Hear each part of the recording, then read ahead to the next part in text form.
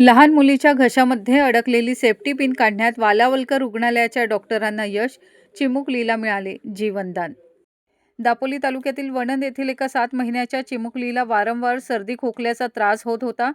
त्यासाठी बाळाच्या आई-वडिलांनी दापोलीतील बालरोग तज्ज्ञांना दाखवले असता त्यांनी एक्स-रे काढण्याचा सल्ला दिला.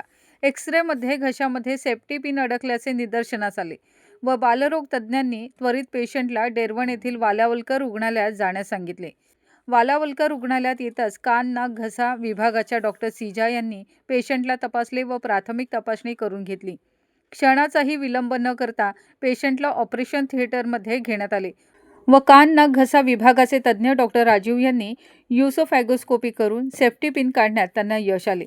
सेफ्टी पिन उघडी असल्याकारणाने ती अन्ननलिकेसाठी धोकादायक होती, म्हणूनच ती लवकरात लवकर बाहेर काढण्याची गरज होती.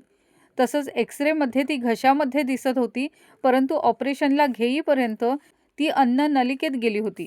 त्यामुळे हे अतिजोखमीचे ऑपरेशन डॉक्टर राजीव व डॉक्टर सीजा यांनी लीलया पार पाडले.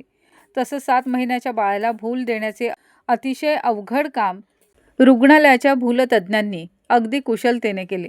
कान, नाक, घसा तज्ज्ञ, भूलतज्ज्ञ, बालरोग तज्ज्ञ अशा तज्ज्ञांच्या एकत्रित प्रयत्नांनी 7 महिन्यांच्या चिमुकलीला जीवनदान मिळाले.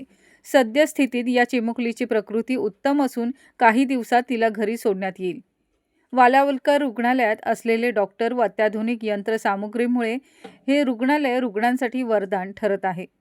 अनेक शस्त्रक्रिया या महात्मा फुले आरोग्य योजनेतून केल्यामुळे रुग्णांसह त्यांच्या नातेवाईकांवरील आर्थिक भार देखील कमी होत आहे, अशी माहिती रुग्णालयाच्या वैद्यकीय संचालिका सुवर्ण पाटील यांनी दिली.